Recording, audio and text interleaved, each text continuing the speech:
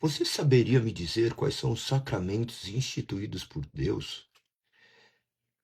Talvez você tenha aprendido por mera repetição e não consegue falar mediante o que as Sagradas Escrituras dizem. Saiba que a Reforma Protestante tem como intenção fazer com que o povo possa compreender de fato o que faz e não apenas repetir meros ritos. Os sacramentos foram instituídos por Deus, estão descritos na sua soberana palavra.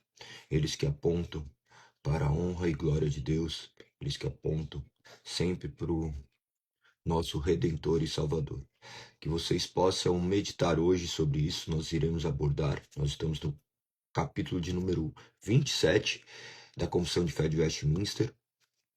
E depois nós continuaremos ainda falando sobre os 4 capítulos do dia. Hoje, terminando mais um livro da Bíblia, terminaremos o livro de Ezequiel e entraremos no livro de Daniel, o quarto dos profetas maiores. Depois entraremos nos 12 últimos livros do Antigo Testamento dos profetas menores.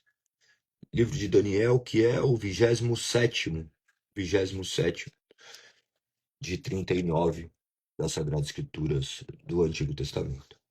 Então, que Deus nos direcione. Bom dia a todos. Que possamos compreender o que as Sagradas Escrituras nos dizem. Que sejamos direcionados por Deus e capacitados a compreendermos aquilo que as suas Sagradas Escrituras nos dizem.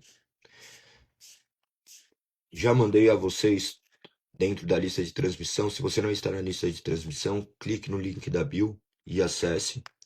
Lá tem já o texto integral da Confissão de Fé de Westminster. Lá tem os trechos do quais depois vocês devem ler e verificar todos os apontamentos bíblicos. Porque eu não tenho falado todos os apontamentos, porque é muito detalhe, e daí seria uma live de horas e horas falando de tudo aquilo que acontece. Perfeito? Vamos ao que diz o primeiro parágrafo do capítulo de número 27 dos sacramentos. O primeiro parágrafo diz: os sacramentos são santos sinais e selos do pacto da graça. Aqui nós já vemos que do que se trata esse sacramento. Sacramentos que vêm de sacro, de sagrado. Capítulo 4, verso 11 diz: a circuncisão era um sinal de que Abraão já possuía a fé, de que Deus já o havia declarado justo, mesmo antes dele ser circuncidado. Portanto, Abraão é o pai daqueles que têm fé, mas não foram circuncidados. Eles são considerados justos por causa de sua fé. Então, um sinal. O que é um sinal? Se te perguntar o que é um sinal é algo que aponta para uma realidade. Por exemplo, o sinal que nós usamos naturalmente. Placas de sinalização. Tem uma placa de curva, significa que a frente terá uma curva. O sinal do sinaleiro, do semáforo, ele aponta que ali tem um cruzamento que você deve parar. Então, esses sinais, eles apontam para uma realidade. Selos e selos do pacto. O que era o selo? O selo era uma... O que é um selo? Vamos ver se vocês sabem. Selo, porque muitas pessoas entendem errado e equivocado do que se trata, né? Selo. Você sabe o que é selar algo? Qual é a origem disso tudo? Pense, antigamente as coisas eram seladas. O que era o selo? Era uma autenticidade. No Japão ainda tem, é tipo de um bastãozinho que é como se fosse sua assinatura. Você clica num carimbinho e carimba, como se fosse a sua assinatura. Em alguns lugares, antigamente, você tinha um anel e você selava. Colocava uma cera, você colocava e ficava a marca do seu anel. Posteriormente, daí esses selos viraram selos que você talvez tenha em mente, é o selo de uma carta. de uma carta, que colocava um selo para que tivesse validade para que você pudesse enviar para algum lugar. Mas o selo era a autenticidade daquilo que estava fazendo. Então, diz que os sacramentos são santos sinais e selos do pacto da graça. O que é esse pacto da graça? O pacto da graça, nós vamos ler ali em Gênesis 17. Olha o que diz, do verso 7 em diante. Confirmarei a minha aliança com você e seus descendentes, de geração em geração. Essa é a aliança sem fim. Serei sempre o seu Deus e o Deus de seus descendentes. Darei a você e seus descendentes toda a terra de Canaã, onde você vive como estrangeiro. Será propriedade deles para sempre e eu serei o seu Deus. Então Deus. Desculpa que eu saio da tela. Então Deus disse a Abraão: é sua responsabilidade permanente de seus descendentes obedecer aos termos da aliança. Este é o sinal da aliança que você e seus descendentes devem guardar. Todo indivíduo do sexo masculino. Então, olha, ele primeiro aponta para um lugar e depois ele traz o sinal. Vou terminar de ler que tem que abrir o restante. Este é o sinal da aliança que você e seus descendentes devem guardar. Todo indivíduo do sexo masculino entre vocês deve ser circuncidado. Então, o sinal apontava para a aliança. O sinal da circuncisão apontava para a aliança. Você já vê um sinal visível, como se fosse a representação da aliança que havia feito para com aqueles homens. Aqui já fica muito claro do que se trata. Então é importante você buscar os significados para que você consiga enxergar de uma maneira um pouco mais abrangente. Continua dizendo, imediatamente instituídos por Deus para representar Cristo e os seus benefícios e confirmar o nosso interesse nele. Instituídos por Cristo, nós vamos encontrar os dois versos que são fundamentais, tá? Mateus 28, verso 19, diz: portanto, vão e façam discípulos de todas as nações, batizando-os em nome do Pai, do Filho e do Espírito Santo. Aqui já vai apontar para quais são esses sacramentos, vocês já acabaram de ver. Então, vão e batizem em nome do Pai, do Filho e do Espírito Santo. Os dois versos que apontam para esses sacramentos são esses: Mateus capítulo 28, verso 19 e 1 Coríntios capítulo 11, verso 23.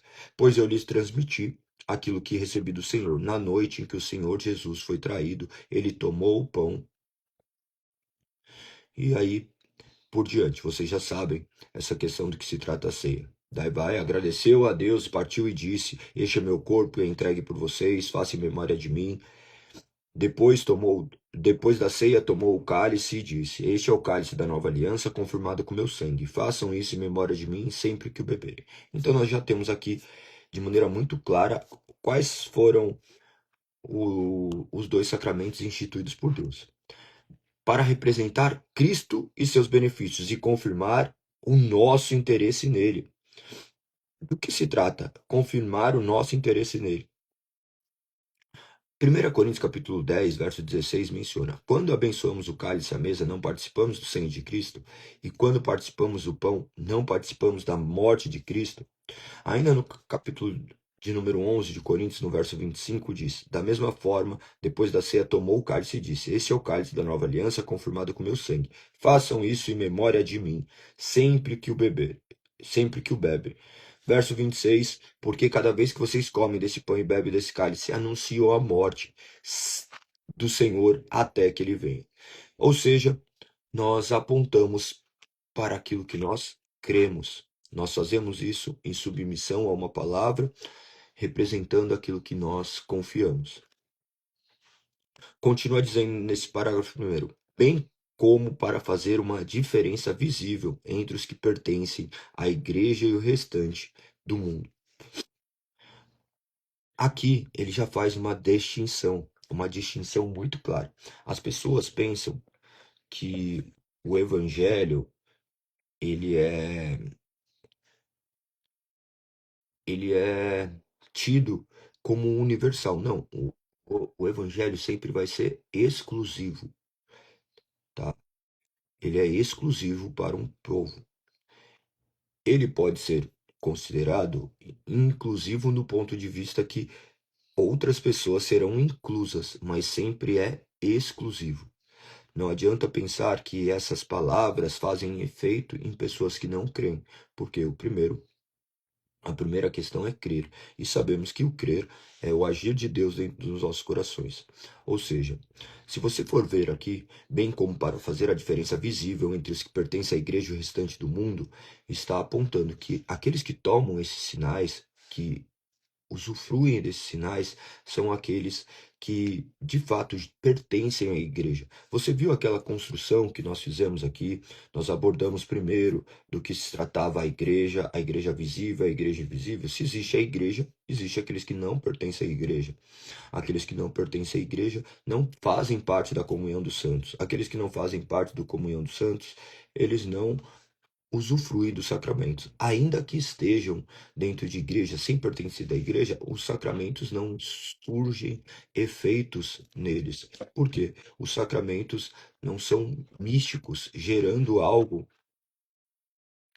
é, decorrente dos seus elementos em si. Isso reflete algo que foi conquistado mediante o agir de Deus derramando no seu filho a ira dele. Então nós podemos enxergar que tudo isso é uma representação, é um meio de graça, é uma forma onde nós somos fortalecidos, mas tudo isso mediante o agir espiritual de Deus nas nossas vidas. Não é simplesmente um ritual vazio, onde nós também relativizamos isso de forma alguma, mas ele não surte efeito naqueles que professam de maneira completamente mentirosa, de completamente fugaz. Fugaz é a palavra. Então, continuamos. Bem como para fazer uma diferença visível entre os que pertencem à igreja e o restante do mundo. Nós vamos ver aqui em Êxodo, capítulo 12, verso 48, diz: Se os estrangeiros que vivem entre vocês quiserem celebrar a Páscoa do Senhor, todos os homens dentre eles devem ser circuncidados. Só então poderão celebrar a Páscoa com vocês, como qualquer israelita de nascimento. Os homens que não forem circuncidados, porém, jamais poderão participar da ceia da Páscoa. Se vocês forem entender isso, a ceia substituiu a Páscoa, a circuncisão foi substituída pelo batismo. Dessa forma, somente aqueles que são batizados participam da ceia. Então, ele está falando que os estrangeiros não tinham direito de participar. Então, daí vocês vão conseguir construir essa linha de raciocínio, o porquê que não é qualquer pessoa que pode chegar lá e tomar a ceia, porque não cumpre os requisitos estabelecidos por Deus. Não se trata de excluirmos determinadas pessoas, mas se trata única e exclusivamente de cumprir aquilo que foi estabelecido por Deus. A pessoa que toma a ceia, ela não será salva porque tomou a ceia, ela é salva porque Cristo morreu por ela. A confissão e depois, posteriormente, o batismo cumpre o ritual estabelecido por Deus.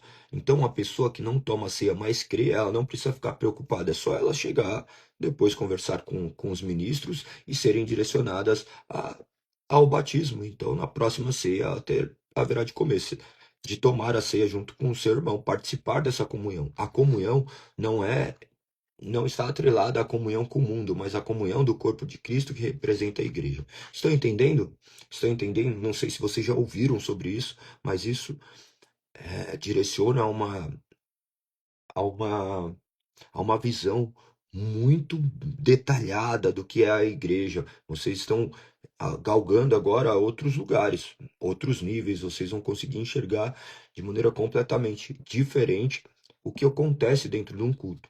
Se vocês não estiverem entendendo, podem mandar as perguntas aqui que eu respondo para vocês. Olha como diz em 1 Coríntios capítulo 10, verso 21. Vocês não podem beber do cálice do Senhor e também do cálice de demônios. Não podem participar da mesa do Senhor e também da mesa de demônios. Ou seja, ali existe uma restrição para aqueles que fazem parte da ceia. A ceia pertence justamente àqueles que nasceram de novo. aqueles que confessaram com a sua boca. Ainda assim, se eles comem da mesa de Satanás, nós não poderemos, nós não somos oniscientes. Eles estarão ali, talvez visivelmente tomando da ceia, mas estão vivendo vidas completamente antagônicas. Nós não temos poder sobre isso. Mas, pelo menos, cumpriremos os requisitos essenciais que são determinados pela palavra, para que essas pessoas possam compreender do que se trata. Exato. A Yael Menezes disse: é sempre bom ouvir a palavra de Deus e relembrar aquilo que nos foi ensinado, para que não venhamos tropeçar em pequenas pedras. Lembre-se que Lembre-se de não se esquecer do que a palavra de Deus diz. Por quê? Nós esquecemos constantemente das ordens de Deus. Tem coisas nas nossas vidas que nós não conseguimos esquecer, mas são marcas que são trazidas nas nossas vidas que nós nos esforçamos para esquecer, mas não conseguimos. E tem outras coisas que nós temos que nos esforçar para lembrar. A palavra de Deus é uma delas. É uma delas, porque essas palavras não fazem parte da nossa natureza humana. Isso daqui é infundido pelo Espírito. E claro que o Espírito também nos conduzirá a lembrar, mas nós devemos ser diligentes e meditarmos nessas palavras a vida inteira. Esse processo que nós fazemos aqui diariamente é um processo que todos deveriam fazer diariamente. Todos deveriam meditar diariamente nas Sagradas Escrituras, pegar e compreender do que se trata a essência da sua vida, porque isso é refletir sobre a essência da vida. Continua dizendo a última sentença desse primeiro parágrafo. Diz assim: e solenemente obrigá-lo ao serviço de Deus em Cristo, segundo a palavra. Observe que a palavra aqui utilizada é obrigá-los ao serviço de Deus, segundo a sua palavra. Romanos capítulo 6, verso 3 diz: ou acaso se esqueceram de que quando fomos unidos a Cristo Jesus no batismo, nos unimos ele em sua morte? No verso 4 ele diz: pois pelo batismo morremos e fomos sepultados com Cristo, e assim como ele foi ressuscitado pelos mortos, pelo poder glorioso do Pai, agora nós também podemos viver uma nova vida.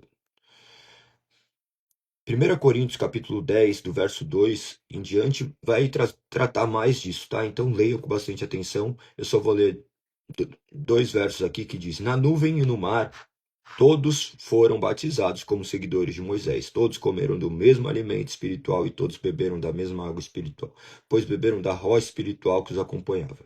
Lembre-se que essa rocha espiritual era Cristo. Então, leia depois esse capítulo e vocês compreenderão ainda mais o que está subentendido nessas palavras. O segundo parágrafo diz: em cada sacramento há uma relação espiritual ou união sacramental entre o sinal e a coisa significada. Por isso, os nomes e efeitos de um são atribuídos ao outro.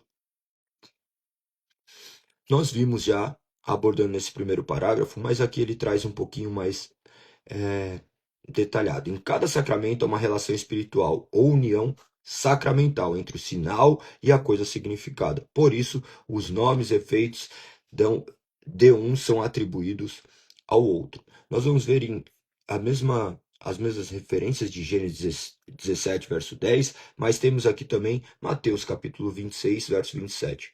Então tomou o cálice de vinho e agradeceu a Deus. Depois entregou aos discípulos e disse: cada um beba dele. No verso 28, porque este é meu sangue, que confirma a aliança. Ele é derramado como sacrifício para perdoar os pecados de muitos. Observe, perdoar os pecados de muitos e não de todos. Nós não podemos esquecer isso. Muitas pessoas caem no universalismo, imaginando que Jesus morreu na cruz para salvar o mundo. Quando diz salvar o mundo, ele não aborda salvar o mundo referente a cada integrante, cada pessoa. Porque se pensarmos assim, então todo mundo estará salvo. Se pensarmos que Jesus morreu na cruz para salvar a humanidade, então todos serão salvos. Se partirmos do pressuposto que Jesus morreu na cruz para salvar o mundo, mas não efetivamente que eles devessem crer, nós partiremos de um pressuposto que Deus veio simplesmente possibilitar uma salvação, onde Cristo morre na cruz por parcialmente os pecados e não por todos os pecados, porque a incredulidade também é um pecado. Ou seja, se ele for condenado, ele vai ser condenado pela incredulidade, porque não creu em Cristo, então ele não morreu por esse pecado. Então, isso é uma grande diferença que a reforma protestante trouxe. Aqueles que creem conforme as Sagradas Escrituras nos apontam, do qual foi resgatado pelas Sagradas Escrituras, creem que Cristo veio efetivamente salvar. Então, a obra da salvação é uma obra monergista, uma obra onde Deus age soberanamente sobre esses indivíduos que não iam até ele. Então Deus veio até eles e os resgata. Então Cristo morre para efetivamente salvar pessoas de todas as raças, tribos e nações, pessoas do mundo todo. Então pense muito bem a respeito disso, tá? Olha o que diz em Tito, capítulo 3, verso 5. Ele nos salvou não porque tivéssemos feito algo justo, mas por causa de sua misericórdia. Ele nos lavou para remover nossos pecados, nos fez nascer de novo. Observe que ele nos fez nascer de novo e não eu nasci de novo, porque daí eu o aceitei. Não, ele nos faz nascer de novo e nos dá vida nova por meio do Espírito. Então, tudo o que acontece ali é algo que representa algo muito maior que já aconteceu no plano espiritual. Lembrando que nós somos salvos pelo sacrifício de Cristo na cruz do Calvário, que realizou aquilo que Deus já havia estabelecido desde antes da fundação do mundo.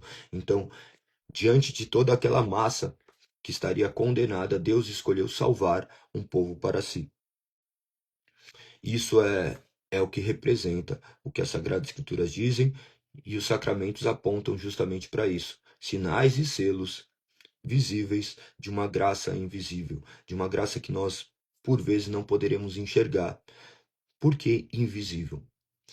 Ainda que possamos manifestar atos que apontem para uma salvação, nós não conseguimos sondar esses corações para ver se eles estão sendo feitos mediante o agir de Deus ou meramente diante de uma manipulação humana.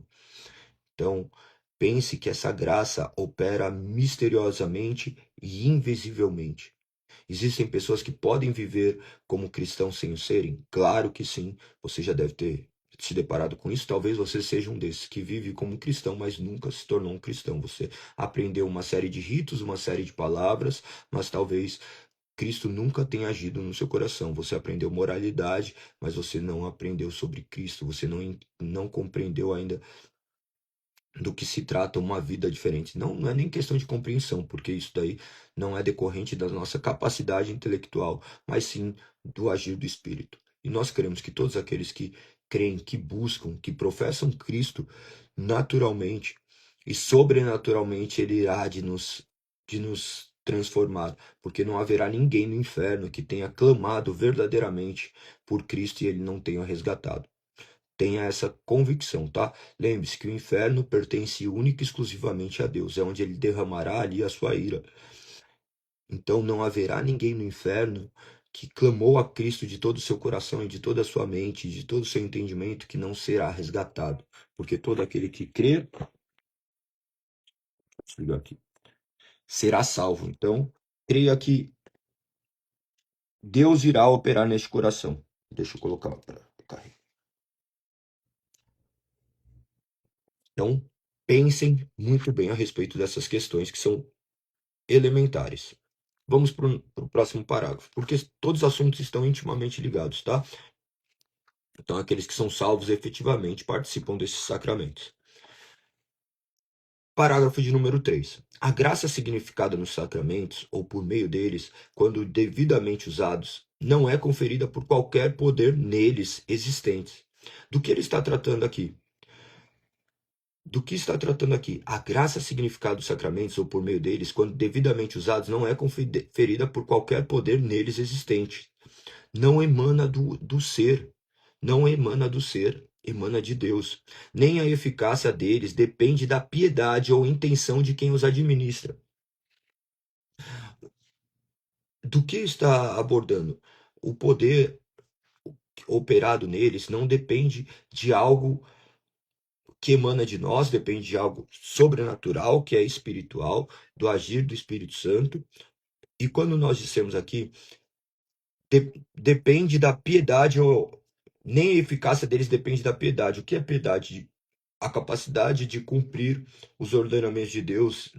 Piedoso é aquele que cumpria os ordenamentos de Deus, que era obediente à palavra de Deus, ou a intenção de quem administra. Não se trata de uma pessoa que cumpre meramente o que a palavra diz, e muito menos da intenção de quem administra. Por quê? Eu posso cumprir tudo isso de maneira completamente automática e ter intenções que são ilícitas. Eu posso fazer tudo isso de maneira ilícita, mas não é um homem que opera, é o Espírito agindo por intermédio de todas as coisas. Então, esses detalhes são cruciais. Por quê? Por exemplo, você foi batizado. Você foi batizada numa igreja que pressupõe-se ser cristã e não uma seita, uma igreja fiel ao Evangelho.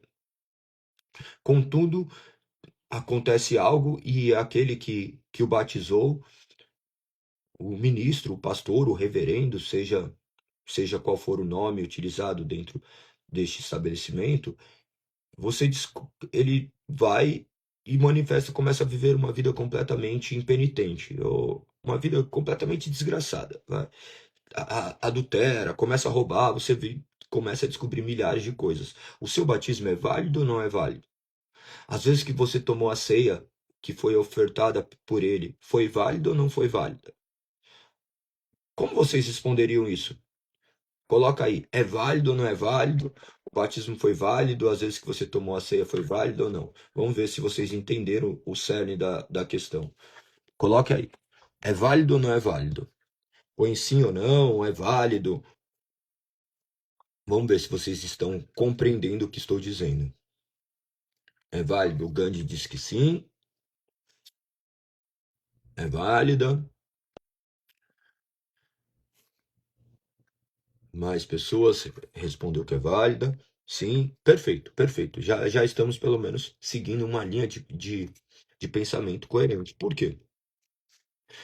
Então vocês já entenderam o que estava escrito e eu consegui explicar de maneira coerente, porque a eficácia deles depende, nem a eficácia deles depende da piedade ou intenção de quem administra, mas da obra do Espírito. Então, o Espírito agindo, isso é mais do que o suficiente. Continua dizendo, em 1 Coríntios capítulo 12, verso 13 diz: alguns de nós são judeus, alguns são gentios, alguns são escravos e alguns são livres, mas todos nós fomos batizados em um só corpo pelo único Espírito, e todos recebemos o privilégio de beber do mesmo Espírito. Olha que interessante, alguns de nós são judeus, alguns são gentios. Quando aborda judeus e gentios, está tratando como se estivesse tratando da humanidade, porque a humanidade era repartida dessa forma, entre judeus e gentios. Judeus, aqueles que foram chamados, gentios, aqueles que não haviam sido chamados, mas com Cristo morrendo e ressuscitando, ele já tinha proclamado essa universalidade de oferecimento, oferta da salvação. Daí ele coloca ali escravos e livres. Está tratando também do mundo, porque o mundo retratava entre pessoas que eram escravas e livres. Você vê como quando trata de todos, não se trata de uma universalidade. Diz aqui, mas todos nós quem? Todos aqueles que criam, fomos batizados em um só corpo pelo único Espírito e todos recebemos o privilégio de beber do mesmo Espírito. Então é algo completamente espiritual. Continua, e da palavra da instituição, a qual, juntamente com o preceito que autoriza o uso deles, contém uma promessa de benefícios aos que dignamente o recebem. Aqueles que recebem, eles usufruem destes benefícios. Olha o que diz em Lucas capítulo 22, verso 19. Tomou o pão e agradeceu a Deus, depois partiu e o deu aos seus discípulos. Este é meu corpo entregue por vocês, façam isso em memória de mim. Mais uma vez a instituição. Depois da ceia, Jesus tomou o cálice e vinho e disse: este é o cálice da nova aliança, confirmada com meu sangue, que é derramado como sacrifício por vocês. 1 Coríntios capítulo 11, verso 26 diz: porque cada vez que vocês comem deste pão e bebem desse cálice, anunciam a morte do Senhor até que ele venha. Então, é um sinal e um selo de uma graça. Ele manifesta aquilo que foi ofertado por nós. É um memorial, um memorial, mas nós cremos nessa presença espiritual de Cristo. Cristo agindo dentro de nós, operando e manifestando sua glória e sua graça sobre nós por intermédio desses sacramentos, tá? Lembrando, o batismo não salva por si mesmo, você sabe disso. Lembrando que a ceia só podem participar aqueles crentes que foram batizados e professaram a fé. Então, isso tudo deve ser claro em nossa mente. Ela ali é um ato de comunhão e não de conversão. Você tomou a ceia não significa que você foi convertido. A ceia aponta para a comunhão dos convertidos. Então, pensem a respeito disso, tá? Deixa eu ver onde está. Perfeito. Vamos para o parágrafo de número 4, penúltimo parágrafo. Há só dois sacramentos ordenados por Cristo: Nosso Senhor, no Evangelho, o batismo e a Santa Ceia. Nenhum desses sacramentos deve ser administrado senão pelos ministros da palavra, legalmente ordenados. Dentro da Confissão de Fé de Westminster, ela é muito clara em estabelecer que somente os que são ministros devem efetuar a ordenança dos sacramentos. Então, eles devem ser administrados por ministros legalmente ordenados. Isso daqui tudo com respaldo nas Sagradas Escrituras. Hebreus capítulo 5, verso 4 diz: Ninguém assume essa posição de honra por si só. Ele deve ser chamado por Deus, como aconteceu com Arão. Nós vamos ver em Mateus 28:19, que aponta da grande comissão também. Portanto, vão e façam discípulos de todas as nações, batizando em nome do Pai, do Filho e do Espírito Santo. Ele estava aqui ordenando de maneira muito clara os seus apóstolos para que eles pudessem fazer aquilo. Eles foram comissionados a isso. Então, respeitando uma tradição de forma que isso pudesse ser perpetuado. Capítulo de número 5. Os sacramentos do Antigo Testamento, quanto a coisas espirituais por eles significadas e representadas, eram em substância os mesmos que do Novo Testamento. Do que se trata aqui? Os sacramentos do Antigo Testamento, quanto às coisas espirituais por eles significadas e representadas, eram em substância os mesmos que os do Novo Testamento. Lembre-se, eu já abordei com vocês do que se tratava isso. Vamos ler o que diz capítulo 10 de 1 Coríntios, verso 1. Irmãos, não quero que vocês se esqueçam do que aconteceu muito tempo atrás, quando nossos antepassados foram guiados por uma nuvem que ia diante deles e atravessava o mar. Na nuvem e no mar foram batizados como seguidores de Moisés.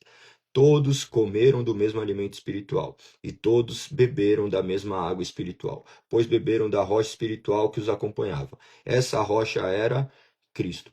Você vai notar aqui as íntimas conexões. Lembre-se que aqueles que estavam ali fugindo eram o povo do Egito, todos que eram circuncidados também. E depois nós vemos que os que comiam eram aqueles também que faziam parte do corpo de Cristo. Você já tem bem claro que eles simplesmente refletiram aquilo que haveria de acontecer. Então, a Páscoa apontava para Cristo, a circuncisão apontava para o batismo.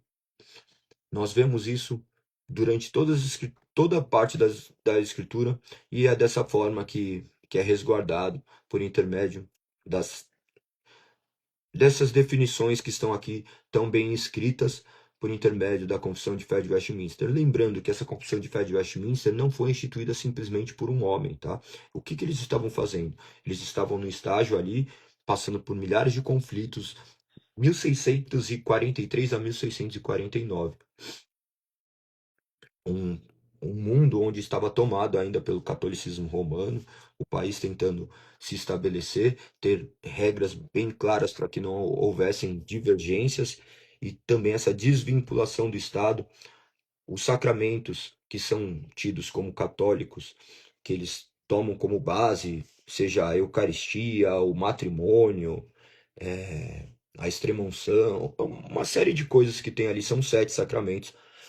Pensem que eles são instituídos meramente uma tradição e não com base e suporte no que as Sagradas Escrituras dizem. Então, o resgate das Sagradas Escrituras emanava justamente dessa, de- dessa defesa da fé mediante esses homens que estavam ali diligentemente escrevendo tudo aquilo que emanava das Sagradas Escrituras.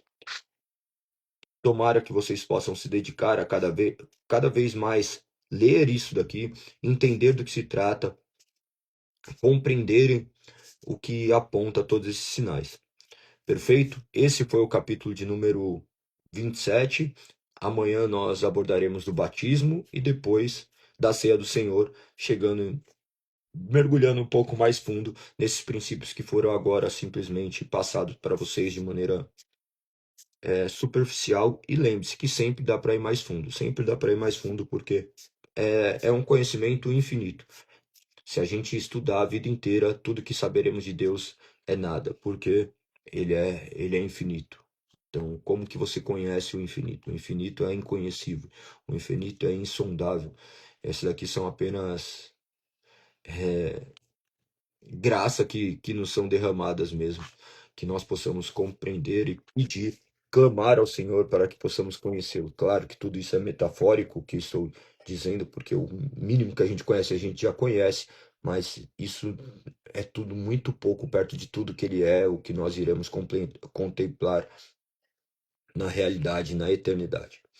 Vamos para os nossos 2 capítulos finais de Ezequiel, essas visões simbólicas aqui, então nem vou abordar muita questão, mas eles apontam para uma restauração final, o rio de cura do capítulo 47 e no 48 a distribuição de terras. Leiam com bastante atenção também esses detalhes, são bastante detalhes que nós lemos para ter este conhecimento, mas aponta para uma realidade que, como eu disse, eu não consegui chegar a uma conclusão exata, então, e também não vi pessoas falando com bastante assertividade, assim, com confiança acerca disso. Deixemos para a eternidade. Depois nós vamos entrar agora no livro de Daniel. O livro de Daniel que foi escrito aproximadamente 605 a 530. Lembrando que Daniel ele foi levado para o cativeiro babilônico ali num primeiro momento, no primeiro exílio babilônico. E dali que é contado os 70 anos. Vocês já devem ter ouvido falar dessa questão de 70 anos de cativeiro. Muitas pessoas tomam como marco ali, outros da destruição do templo e da construção. Tem uma série de linhas de raciocínio, mas aqui também é contado uma de 606 a 536, que é a deportação, né? O povo retornando a Jerusalém. Prestem, prestem bastante atenção em todos os detalhes do livro de Daniel, sabendo que ele foi levado bem jovem para lá. As pessoas entendem que ele tinha aproximadamente 16 anos. Ele pegou os 4 grandes impérios ali. O Império Babilônico, que por óbvio ele ficou ali, depois o Medo e Persa, por intermédio de Dário e Círio, depois o grego, antecipado nas profecias, e os romanos, também que foi profetizado. Então, ele é muito abrangente, leia com bastante atenção, ele que viveu 70 anos ali aproximadamente dentro desse Império Babilônico. Outra curiosidade, que uma parte foi escrita em hebraico, em outra em aramaico. Ele vai ser dividido também em históricos e proféticos, tá? História e depois a profecia. Você vai ver até determinado capítulo, a partir do 6, do 1 ao 6 é história e depois você vai ver uma série de profecias. E muitos acreditam também, olham para Daniel como o Apocalipse do Antigo Testamento. Creio que essas são as informações primordiais para vocês lerem Daniel e meditarem, mas veja também por esse lado que você vai ver que Deus é Deus sobre o mundo inteiro. Não há nada que não pertence a Deus. Você vai ver Deus agindo de maneira soberana aqui, reinando mesmo no exílio, ele guardando o seu povo. Então, essa é a certeza. Mostrar as Sagradas Escrituras de maneira integral mostra essa soberania de Deus sobre todas as coisas. Vocês vão ver ali Deus operando sob Nabucodonosor. Vocês já viram isso nos livros anteriores. E não se esqueça também que ele foi contemporâneo a Jeremias e Ezequiel. Daí vocês vão conseguir enxergar, talvez de maneira um pouco mais precisa, todos os outros detalhes. Quando vocês forem ler novamente as Sagradas Escrituras, tudo isso vai ficando muito mais claro. Vocês enxergaram como que é ordenada as Sagradas Escrituras? Vocês vão... A Bíblia, ela foi organizada, obviamente, que por homens, mas nós cremos que parte de um pressuposto divino, que Deus capacitou os seres a escreverem isso, conforme está escrito em 2 Pedro, capítulo 1, verso 21. 2 Pedro 1, 21. Vocês, olha o que está escrito, abram lá em 2 Pedro 1, 21. 20 e 21, porque o 21 já traz o conceito geral. Diz assim, ó, acima de tudo, saibam que nenhuma profecia das Escrituras surgiu do entendimento do próprio profeta, nem de iniciativa humana. Esses homens foram impulsionados pelo Espírito Santo e falaram da parte de Deus. Ou seja, tudo que está aqui é a palavra de Deus. E ela foi organizada naturalmente por homens, mas todas as palavras aqui convergem para Cristo. Ela foi organizada de uma maneira lógica. Vocês vão ver que ela é organizada primeiro ali no Pentateuco, depois históricos, poéticos, proféticos, depois ela vai sendo organizada. Então, vocês vão ter que ler e depois vocês vão enxergando onde cada um está inserido. Isso é muito válido, tá? Para que vocês compreendam e entendam as Sagradas Escrituras. A Bíblia não é um livro meramente místico, embora ele seja místico e sobrenatural, ela foi feita para que nós possamos compreender o que Deus deixou para nós. E Deus não é um Deus de bagunça, ele é completamente organizado também. Essas questões que nós temos aqui de facilidades, esses livros não possuíam capítulos e versículos, à exceção de Salmos. Isso daqui é algo contemporâneo, mas fica muito mais fácil. Imagina, ó, nós estamos falando de determinadas questões. Então vai lá e olhe. Mas elas não podem ser desconectadas da sua essência. Você não poderá pegar parte de Daniel, juntar com determinada parte e dar o significado que você almeja. Justamente por isso que a reforma protestante é de extrema necessidade. Estudarmos essa questão da história da igreja, enxergarmos o que está acontecendo, vocês verão que é o homem tendo acesso às Sagradas Escrituras para que possa compreender qual é a vontade de Deus. A vontade de Deus que é revelada mediante o que está escrito, mas iluminada pelo Espírito. Você pode ler a Bíblia milhares de vezes, saber tudo de história e ainda assim não acontecer nada dentro do seu coração, porque depende do agir do Espírito Santo. E é isso que move as nossas vidas. Então vamos para o que diz o primeiro parágrafo, o primeiro capítulo de Daniel. O primeiro capítulo de Daniel, vamos à leitura. Primeiro verso diz: no terceiro ano do reinado de Joaquim em Judá. Aqui vocês já vão ver o tempo. No terceiro ano do reinado de Joaquim em Judá, que vai ser ano 605 anos de Cristo. Rei Nabucodonosor, rei da Babilônia, veio a Jerusalém e cercou a cidade. O Senhor lhe deu vitória sobre Joaquim, rei de Judá, e permitiu que levasse para a terra da Babilônia alguns dos utensílios sagrados do templo de Deus. Olha o que está escrito: o Senhor lhe deu vitória sobre Joaquim. Então, quem fez com que Nabucodonosor vencesse sobre Joaquim? Não foi a capacidade dele, é justamente Deus operando e ordenando todas as coisas. Permitiu que ele levasse para a terra da Babilônia alguns dos utensílios sagrados do templo de Deus. Nabucodonosor os colocou na casa do tesouro de seu Deus. Quando diz seu Deus aqui, aponta com D minúsculo. Aí você vai ver todas essas questões de Daniel já de maneira um pouco mais clara. Verso 3. O rei ordenou que Aspenaz, chefe de seus oficiais, trouxesse ao palácio alguns dos jovens israelitas da família real, de outras famílias da nobreza. disse ao rei: escolha somente rapazes saudáveis e de boa aparência, que sejam instruídos em diversas áreas do conhecimento e que tenham entendimento e bom senso, e sejam capacitados para servir ao palácio real. Eles passavam já por uma triagem. Então, eles precisavam ser saudáveis e de boa aparência. Você já vê que não poderiam ser todos. Bom senso e capacitados para servir no palácio real. E ainda eles iam ser ensinados a língua e literatura da Babilônia. O rei determinou que recebessem suas próprias cozinhas uma porção diária de alimentos. Verso 5. Os rapazes seriam treinados durante 3 anos e depois passariam a servir o rei. Verso 6. Daniel, Ananias, Misael e Azarias, todos da tribo de Judá, estavam entre os escolhidos. O chefe dos oficiais lhe deu novos nomes babilônicos. Daniel passou a chamar de Beltesazar, Ananias de Sadraque, Misael de Mesaque e Azarias de Abednego.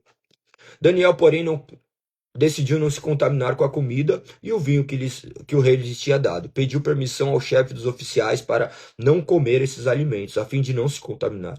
Deus havia feito que o chefe dos oficiais mostrasse compaixão e simpatia a Daniel. É muito interessante esses parênteses que são colocados aqui. Deus havia feito que o chefe dos oficiais mostrasse compaixão e simpatia a Daniel.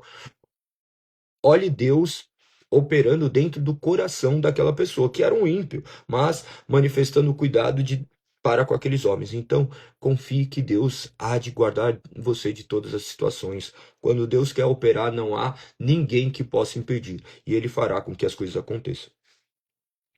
Aqui tem um episódio muito interessante que algumas pessoas falam de jejum de Daniel. Não existe jejum de Daniel, tá?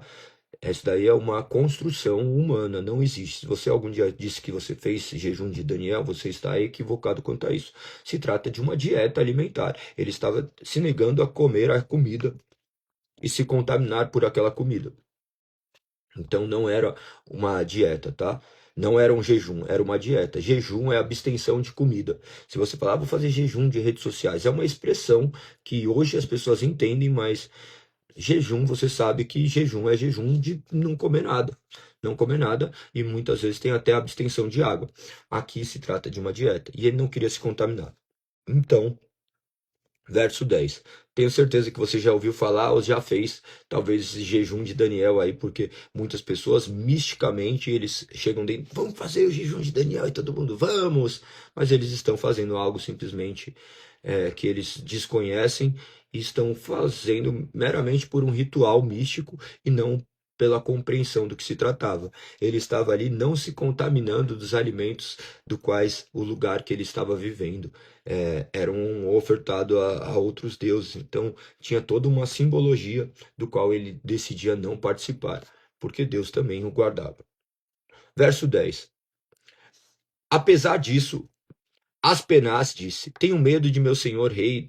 Ele determinou o alimento que vocês devem comer, o vinho que devem beber. Se ficarem com a aparência abatida em comparação com os outros rapazes de sua idade, temo que o rei mande cortar a minha cabeça. Do que estava se tratando? Aquele homem, ele temia a Deus. Ele temia a Deus, não, temia o seu senhor, mas Deus já tinha agido no coração dele, de forma que depois ele consentiu para que Daniel fizesse isso. Você vai ver que depois ele consente Daniel comer somente os legumes e tomar água, então ele não comia das carnes. Isso tudo dentro de um prazo de 10 dias. Ele fez isso durante 10 dias e daí comparou a aparência dele com dos outros integrantes. E naturalmente o corpo deles representava algo visível. É o que subentende-se aqui. Verso 13. Depois de comer somente legumes e água, diz no verso 13: terminados os 10 dias, compare nossa aparência com a dos outros rapazes que comem a comida do rei. Depois decida de acordo com o que vocês vão vir. Os assistentes concordou com a sugestão e fez a experiência com eles durante esses 10 dias. Passados os 10 dias, Daniel e seus 3 amigos pareciam mais saudáveis e bem nutridos que os outros rapazes que se alimentavam da comida do rei. Depois disso, o assistente só lhe dava legumes em vez da comida e do vinho servidos aos outros. Verso 17 diz: Deus concedeu aos 4 rapazes, olha que interessante, nada do que acontece na nossa vida emana de nós, é Deus operando em nossas vidas. Por isso, não se orgulhe se você tem capacidades extraordinárias, não deixe que seu orgulho tome conta. Você não é bom porque você lutou por algo, é porque Deus te capacitou para determinadas coisas. Isso fará com que você continue humilde e sempre dependente do Senhor. Verso 17 diz: Deus concedeu aos 4 rapazes a aptidão em comum para entender todos os aspectos da literatura e da sabedoria. E a Daniel concedeu capacidade especial de interpretar sonhos e visões. Observe que Daniel não estava ali pedindo e aconteceu. Primeiro que tudo é dado conforme a vontade soberana de Deus. Não que seja ilícito também pedir, tá? Porque a Bíblia também fala para que possamos pedir. Mas lembre-se que nós devemos viver conforme a vontade de Deus. Vocês vão ver também que esses homens, depois de se alimentarem, eles aparentam ser saudáveis, porque isso naturalmente, se você se alimentar bem, naturalmente seu corpo será transformado. Então, se você está reclamando aí que seu corpo não está bom, é justamente porque você talvez tenha feito aquilo que é contrário ao que Deus estabeleceu. A nossa alimentação deve glorificar a Deus também. Vocês vão ver que, de certa forma, tudo isso aponta para uma glória de Deus. Se você se alimenta mal, você não está representando o seu papel de cristão. Seu corpo também deve glorificar a Deus. Preste muita atenção quanto a essas questões, tá? Mas aqui é muito claro do que se trata. Então, chega de falar jejum de Daniel. Quando me falam essas questões, me dói até os ouvidos. Esses tempos, nós estávamos sentados com uma amiga e ela não tem muito conhecimento bíblico, enfim. Mas ela foi falar justamente, daí eu expliquei do que se tratava. E quando as pessoas descobrem do que se trata, elas, nossa, que interessante, eu pensava de maneira diferente. E não tinha, porque aprendeu dessa forma e vai repetindo, vai repetindo, vai repetindo. E quando vê, está fazendo algo que nem compreende o porquê faz, simplesmente faz. E isso, nós não fomos chamados a isso, tá? Nós somos chamados a sermos seres pensantes e proclamarmos essa palavra. Essa palavra deve fluir de nós, não simplesmente como repetição, como papagaio. Minha arara fala. Mas quem disse que ela entende o que ela está falando? Então, que você não seja um animal que simplesmente repete palavras, mas não compreende do que se trata.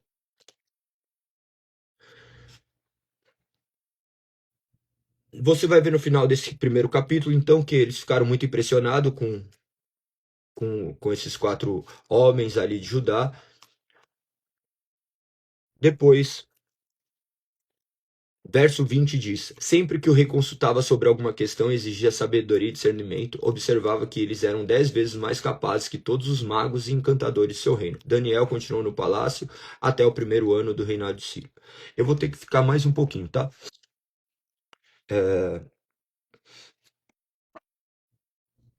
Eu vou ter que ficar mais um pouquinho porque esse capítulo 2 é muito importante. É muito importante. Olha que legal. Olha que legal. Diz assim: Certa noite, no segundo ano de seu reinado, Nabucodonosor teve sonhos tão perturbadores que não conseguiu mais dormir. Chamou seus magos, encantadores, feiticeiros e astrólogos e exigiu que lhe dissessem o que ele havia sonhado. Quando se apresentaram ao rei, ele disse: Tive um sonho que muito me perturbou e preciso saber o que significa. Então os astrólogos responderam ao rei em aramaico: Que o rei viva para sempre. Conte-nos o sonho e nós lhe diremos o que significa. Olha o que acontece. Acontece muito isso. Em vários lugares, hoje acontece isso. As pessoas querem que pessoas traduzam sonhos.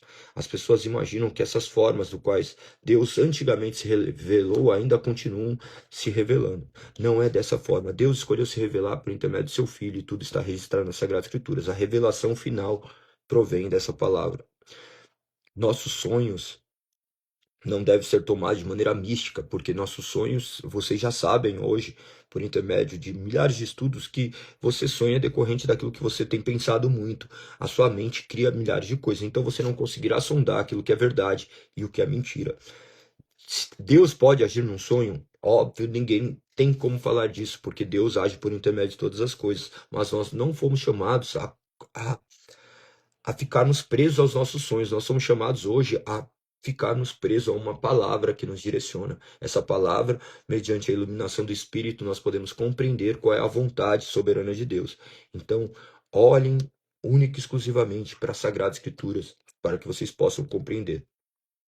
Nabucodonosor, imagine, com aquela capacidade de rei, ele estava ali, aqueles astrólogos, feiticeiros que o serviam, esses magos, eles estavam ali, beleza, eu sonhei.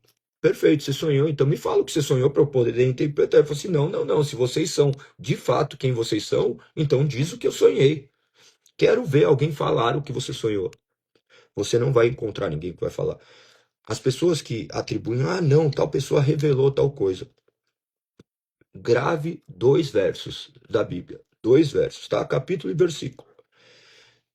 Se a pessoa vir falar, Deus mandou te falar, fala assim, então tá bom, manda ele me falar quais são os 2 capítulos e versículos. Você vai ver que não é Deus. Daí as pessoas vão chegar e já vão dizer, mas você tá fazendo tal qual, faça conforme foi feito aqui e você verá o agir de Deus. Fala 2 capítulos e versículos que eu tenho na minha mente, que só Deus sabe. Ninguém vai falar, a não ser se for Deus. Porque aí, 1189 capítulos, 31.103 versículos. Se a pessoa falar, é porque é Deus mesmo que sonda o nosso pensamento e o nosso coração, e ele poderá falar. Então, faça isso, já que as pessoas querem fazer essa questão de, de descobrir essas questões que são muito claras aqui, então não sejam enganadas. Hoje, milhares de pessoas caem no engano. Por quê? Porque buscam saciar os seus desejos íntimos do coração. E daí pegam pessoas mal intencionadas, ou talvez nem tão com má intenção assim, mas que estão sendo usadas para desviar eles do caminho da verdade, tá? Então, presta muita atenção. Precisamos ter discernimento do Espírito. Ele testifica, está dizendo aí Ael aqui, ele testifica se o sonho for de Deus e ele mostra. Tem que tomar muito cuidado com isso também, tá? Tem que tomar muito cuidado. Por quê? Muitas pessoas vêm e falam assim, se te der paz, é de Deus. De forma alguma, de forma alguma. A paz não é árbitro do nosso coração. Quantas coisas erradas nós fizemos em paz? Nós sempre seremos seduzidos pela nossa, pelo nosso próprio entendimento. Observe que nós gostamos de ouvir pessoas que falam aquilo que nós concordamos, porque nós estamos intimamente conectados aos nossos desejos humanos. Por isso que nós devemos olhar somente para as Sagradas Escrituras. A Reforma Protestante, aqueles que são protestantes, eles creem justamente que a palavra emana de Deus única e exclusivamente, que eu abdico de tudo, de todas as minhas capacidades para compreender única e exclusivamente pelo que a palavra diz, e clamamos para que o Espírito nos direcione a compreender. Voltando ao texto do que estão tratando aqui, você vai ver que esses homens então não conseguiriam descrever o que sonhou. E ele fala, rei, nos conte, então lhe diremos. Daí ele fala assim, eu sei o que vocês estão fazendo no verso 8. Estão tentando ganhar tempo, pois não sabem que falo sério quando digo. Se não me contarem qual foi o sonho, estão condenados. Por isso conspiram para me dizer mentiras, na esperança de que mudarei de ideia. Diga-me, porém, qual foi o sonho, então saberei que podem explicar o que significa. Os astrólogos responderam ao rei: Não há ninguém em toda a terra capaz de dizer ao rei qual foi seu sonho. E nenhum rei, por maior e mais poderoso que fosse, pediu algo assim ao mago, encantador ou astrólogo. Eles estavam se defendendo ali. Como que nós vamos descobrir? Não há quem descubra. Verso 11. É impossível cumprir a exigência do rei. Ninguém, exceto os deuses, pode dizer qual foi seu sonho, e os deuses não vivem entre os mortais. Olha aqui, um fato primordial, tá? Grave essa live aqui, ó. Depois mande para outras pessoas que talvez fiquem vivendo esse misticismo em cima dessas questões. Leiam as Sagradas Escrituras e vocês serão libertos pelo poder que há no Espírito Santo de Deus. Se vocês simplesmente leem, vocês não precisam de ninguém explicando. O Espírito Santo auxiliando, vocês terão seus olhos abertos. Tá? Então, leiam de maneira muito simples. Uma pessoa que consegue meramente ler, ela terá essa noção.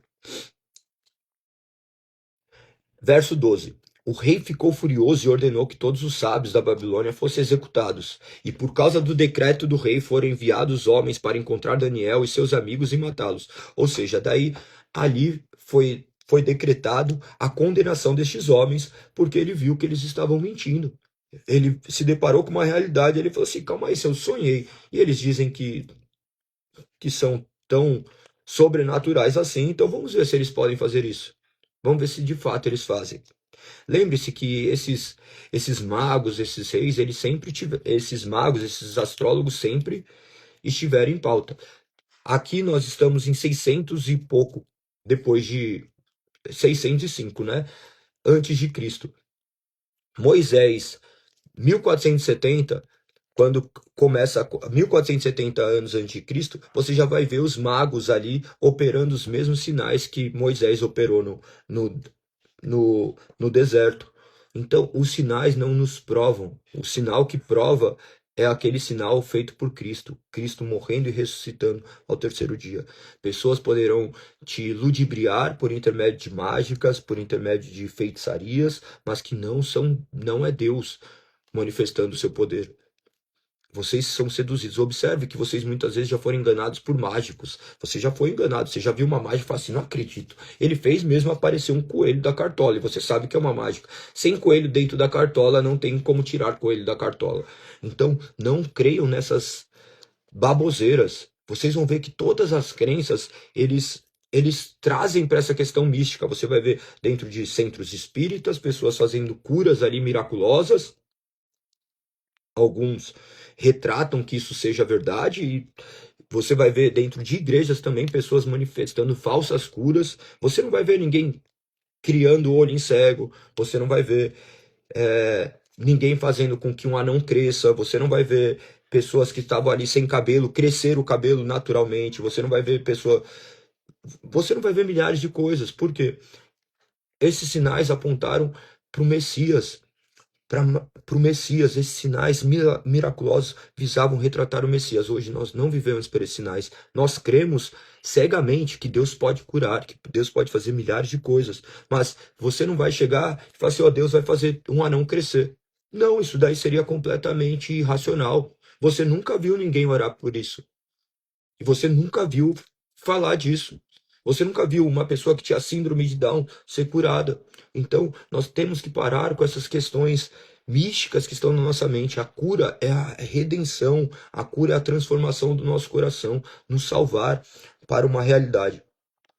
Imagina que um ímpio conseguiu enxergar esses homens que estavam mentindo e Deus operando de maneira sobrenatural. Deus operando de maneira sobrenatural, utilizando aqueles homens que estavam ali. Então, depois que ele vai buscar Daniel e seus amigos, ele vai e diz, verso 14: quando Arioque, comandante da guarda do rei, veio matá-lo, Daniel se dirigiu a ele com sabedoria e prudência. Perguntou-lhe: por que o rei publicou um decreto tão severo? Arioque lhe contou o que havia acontecido. Daniel foi ver o rei de imediato e pediu mais tempo para comunicar o significado do sonho.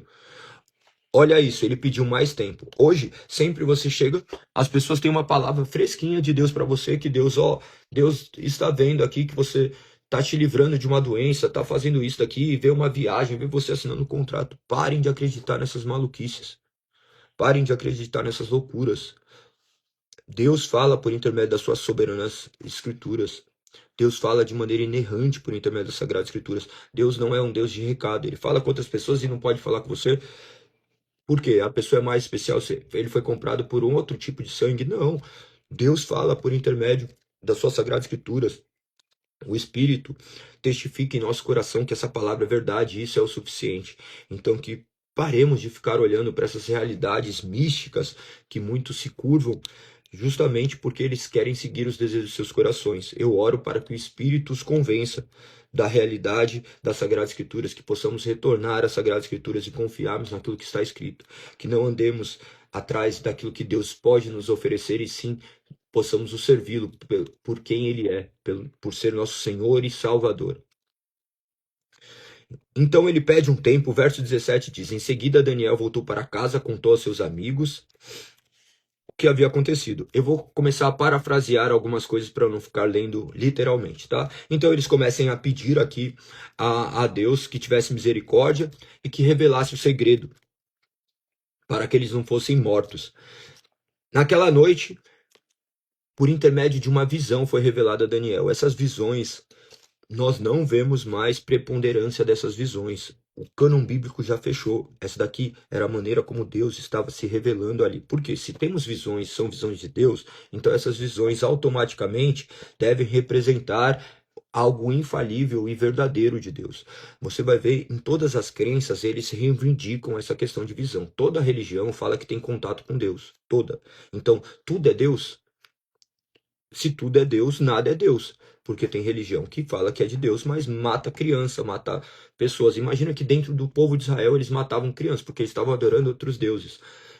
Toda crença mística fala que tem visões, isso e aquilo. Nós dependemos de uma palavra. O protestantismo depende de uma palavra. Ah, eu não gosto disso. Perfeito, você pode não gostar, mas é a maneira como está. Então, você crê de outra forma, porque as Sagradas Escrituras apontam justamente para essa questão, apontam de maneira muito incisiva para um Deus que escolheu se revelar por intermédio da sua palavra.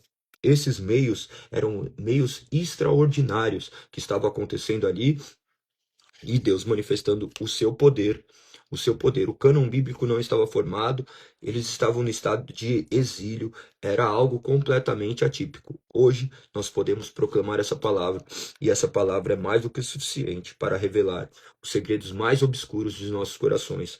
Quando você lê a palavra, você escuta a palavra, segredos dos seus corações vêm à tona, não para que o mundo veja, mas são testificados dentro do seu coração.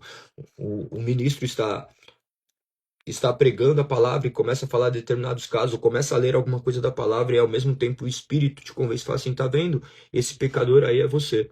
Esse homem que tem vivido em adultério, essa mulher que tem desagradado a Deus, essa pessoa é isso. Daí você fala assim, sou eu sou esse pecador, eu necessito de um grande redentor, então eu me curvo a Cristo Jesus. Enfim, você vai ver Deus revelando a ele do que se tratava essa visão. Ele louva a Deus. Você vai ver ele manifestar esse louvor do verso 19 até o 23. Eu vou ler o que ele diz. Louvado seja o nome de Deus para todo sempre, pois a ele pertence sabedoria e poder. Ele muda o curso dos acontecimentos, remove rei de seus tronos e põe outros no lugar. E dá sabedoria aos sábios e conhecimento aos eruditos. Revela coisas profundas e misteriosas e sabe o que está escondido nas trevas, embora ele seja cercado de luz. Eu te agradeço e te louvo, ó Deus, de meus antepassados, pois me deste sabedoria e força. Tu me mostraste o que te pedimos, revelaste o que o rei exigiu. Daí diz que Daniel foi falar com Arioque, a quem o rei lhe havia ordenado que executasse os sábios da Babilônia. Daí ele fala assim, não mate os sábios, leve ao rei e interpretarei o sonho dele sem demora. Daí Daniel vai até ele e ele revela o sonho. Daí depois dele revelar o sonho, vocês leem com muita atenção, mas olha o que diz no verso 27. Daniel respondeu, não existem sábios, encantadores, magos, nem adivinhos capazes de revelar o segredo ao rei, mas há um Deus nos céus que revela segredos. Ele mostrou ao rei Nabucodonosor o que acontecerá no futuro. Agora lhe direi qual foi o sonho e as visões que o rei teve enquanto estava deitado em sua cama. Daí ele vai revelar a questão da estátua, cabeça de ouro, peito, enfim. Leia com bastante atenção isso e veja o que foi dito. A partir do verso 43 diz: Então o rei Nabucodonosor se curvou à frente dele e ordenou que o povo oferecesse sacrifícios e queimasse incenso diante de Daniel. O rei lhe disse: Verdadeiramente, seu Deus é o maior de todos os deuses, Senhor dos reis e revelador de mistérios, pois você conseguiu revelar esse segredo. O rei colocou Daniel em um cargo elevado e lhe deu muitos presentes valiosos. Nomeou governador de toda a província da Babilônia, chefe de todos os sábios. O pedido de Daniel nomeou Sadraque, Mesaque e Abidnego para cuidar de todos os negócios da província da Babilônia, enquanto Daniel permaneceu na corte do rei. Então, olha que interessante. Deus, revelador de mistérios, e Daniel como governador. Que nós possamos compreender do que se trata. Quando nós olhamos para as Sagradas Escrituras, ela deve apontar a nossa única regra de fé e prática. Nós devemos olhar entendendo que somente dela nós poderemos compreender qual é a vontade de Deus. Se vocês lerem ali Deuteronômio 29, eu gosto sempre de trazer esse texto. Vocês deveriam gravar muito bem isso daqui. Olha o que diz. O Senhor nosso Deus tem segredos que ninguém conhece. Não seremos responsabilizados por eles, mas nós e nossos filhos somos responsáveis para sempre por tudo que ele nos revelou, para que obedeçamos a todos os termos dessas leis. Ou seja, o Senhor tem segredos que ninguém conhece e nós não seremos responsabilizados por eles.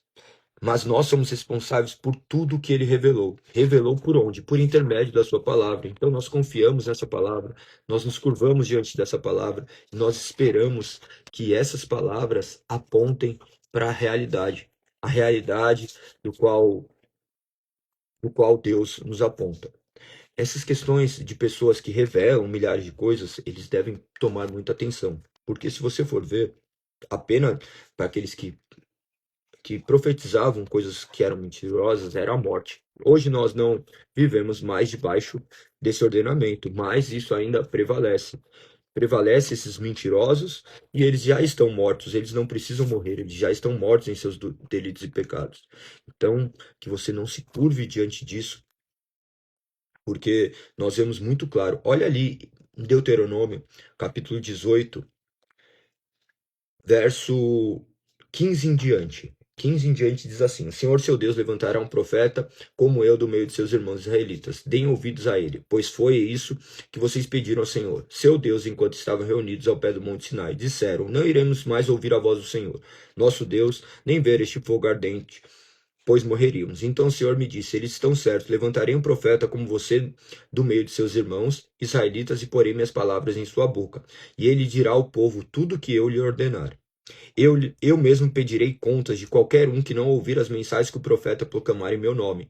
Mas o profeta que tiver a presunção de falar em meu nome algo que não lhe ordenei, ou que falar em nome de outros deuses, será morto. Será morto. Talvez vocês se perguntem: como saberemos se uma profecia vem do Senhor ou não? Se o profeta falar em nome do Senhor, mas suas profecias não acontecerem, nem se cumprirem, vocês saberão que a mensagem dele não vem do Senhor. Esse profeta presumiu arrogantemente que falava em meu nome. Vocês não precisam temê-lo. Você vê então que aqui a pena era a pena de morte. Deus, de maneira muito sábia, estabelece a sua palavra. Deus, de maneira soberana, ele determina a forma como nós devemos crer, que você possa crer única e exclusivamente nessa palavra, que você possa confiar única e exclusivamente naquilo que está escrito. Olha o que diz em Deuteronômio, capítulo 30. No futuro, quando vocês experimentarem todas as bênçãos e maldições que relatei, quando estiverem vivendo em outras nações, onde o Senhor seu Deus os exilou, levem todas essas instruções a sério. Se nessa ocasião você e seus filhos voltarem para o Senhor, seu Deus, e se obedecerem de todo o coração e toda a alma a todos os mandamentos que hoje lhes dou, então o Senhor seu Deus restaurará sua situação. Ele terá misericórdia de vocês e os reunirá de todas as nações por onde parou. Embora eles tenham sido banidos até os confins da terra, o Senhor seu Deus os juntará de lá e os trará de volta. O Senhor seu Deus os trará de terra que pertencia aos antepassados, e ela será sua outra vez. Então ele se tornará mais prósperos, numerosos que seus antepassados. O Senhor seu Deus transformará o coração de vocês e de todos os seus descendentes, para que o amem de todo o coração e de toda a alma, para que vivam. O Senhor seu Deus enviará todas essas maldições sobre seus inimigos e sobre aqueles que odeiam e os perseguem. Então vocês voltarão a obedecer o Senhor e cumprir todos os mandamentos que hoje lhes dou. O Senhor seu Deus lhes dará sucesso em tudo que fizerem. Também lhes dará muitos filhos e rebanhos numerosos e farão seus campos produzirem colheitas fartas, pois o Senhor voltará a ter prazer em ser bondoso com vocês, como aconteceu com seus antepassados. O Senhor seu Deus se alegrará em vocês se lhe obedecerem e cumprir os mandamentos e decretos escritos nesse livro da lei, se voltarem para o Senhor seu Deus de todo o coração e de toda a alma. Ou seja, o Senhor pediu para que sejamos obedientes. Nós não somos guiados por voz, nós não somos guiados por sonhos, nós somos guiados pela palavra de Deus. Nós vemos isso agora de maneira muito clara, descrita nas Sagradas Escrituras. Então que você possa se curvar diante das Sagradas Escrituras, agradecer a Deus por ter a Bíblia, leia a Bíblia. Nós estamos aqui com o objetivo de terminar a leitura integral das Sagradas Escrituras, que você também faça isso. A grande maioria das pessoas, menos de 5% daqueles que se dizem cristãos, leram a Bíblia uma vez na vida, de Gênesis a Apocalipse. Nós temos que ler a Bíblia de maneira integral todos os anos para que possamos conhecer o que Deus tem para nós.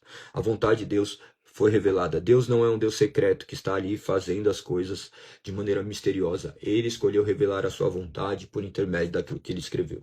Então que vocês possam compreender, que vocês possam estar aqui amanhã mais um dia para a honra e glória do Senhor. Hoje, 9h30, nós iniciaremos nosso café da manhã. Convido vocês a estarem conosco. 9h30, ali na Avenida dos Bandeirantes, 1440, ou entrada pela rua Breja Alegre 138. 10 horas iniciaremos o culto, mas 9h30 começa já a nossa comunhão, aquele momento onde nós conversamos, temos um momento para comer alguns pães, temos aquele momento de intimidade. Que o nome do Senhor seja exaltado e glorificado. Estamos juntos nessa missão, próximos ao fim. Que Deus seja glorificado. Que Deus possa iluminar seus pensamentos. Espero vocês. Até daqui a pouco, tá? Tamo junto. Um beijo no coração. Para quem não vou ver hoje, até amanhã, 5h59, se Deus assim permitir. Não se esqueça de comentar e compartilhar essa live com o máximo de pessoas, para que mais pessoas possam conhecer a palavra de Deus e o nome dele ser exaltado e glorificado. Um beijo no coração. Tamo junto. Fui.